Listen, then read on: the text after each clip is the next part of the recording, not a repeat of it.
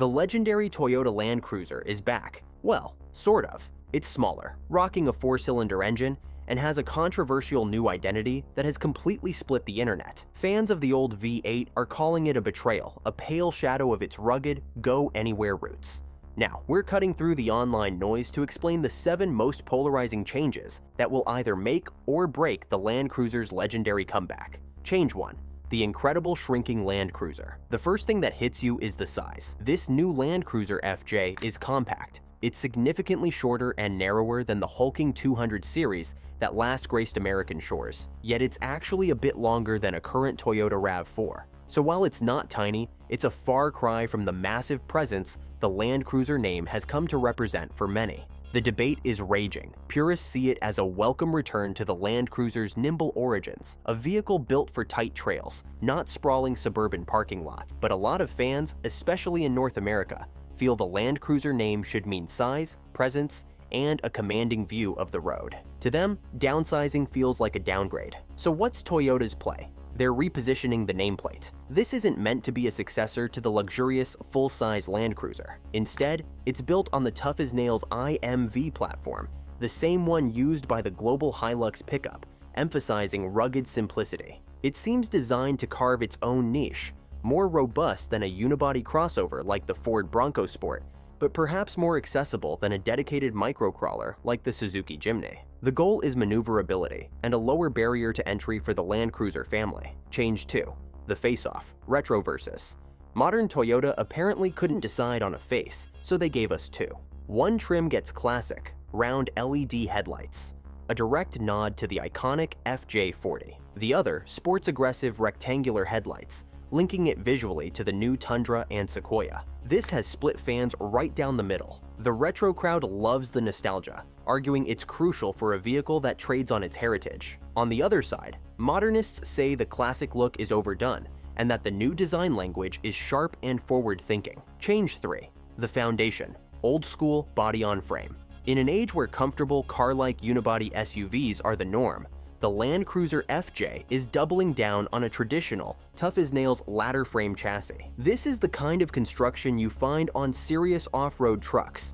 The controversy here is all about ride quality. Critics argue that a ladder frame is archaic technology that delivers a rougher, less refined ride on paved roads. But supporters fire back that, for a true off-roader, anything less than a ladder frame is a serious compromise. Toyota's reasoning is written in the Land Cruiser's DNA: durability. A ladder frame is simply tougher, more resilient to the twisting forces on uneven terrain, and easier to repair when you're far from civilization. This vehicle isn't designed to be a mall crawler. It's a tool, and it's built like one. Change 4. The hybrid heart is missing.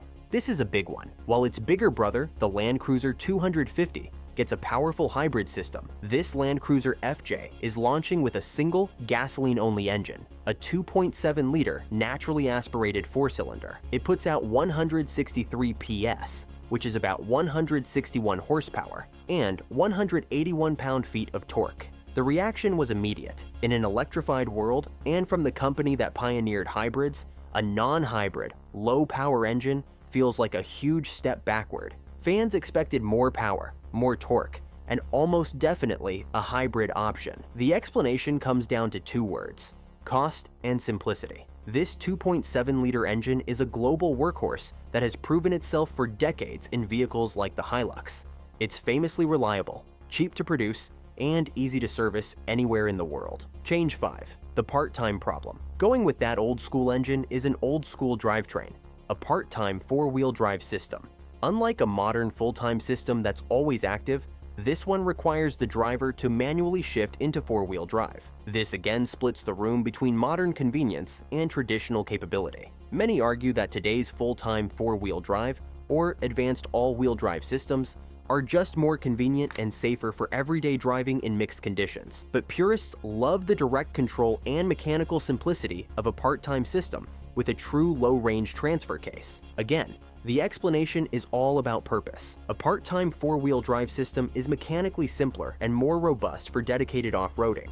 It gives you a direct, locked connection between the front and rear axles in 4-high or 4-low, which is exactly what you need for serious trail work. Toyota is signaling that this vehicle's priority is the trail, not the highway. Change 6. accessorized for adventure. From the get-go, Toyota has shown the FJ loaded with hardcore gear. We're talking features like removable front and rear bumper corners for easier trail repairs, and MOLLE panels inside for attaching equipment. It's being presented as a blank canvas for the massive overlanding and customization culture. So, what's the issue? This intense focus on extreme utility could alienate the casual buyer. While off-road enthusiasts are celebrating this factory-level commitment to adventure, the average person might see it all as a bit unnecessary or even intimidating. Toyota's message seems clear.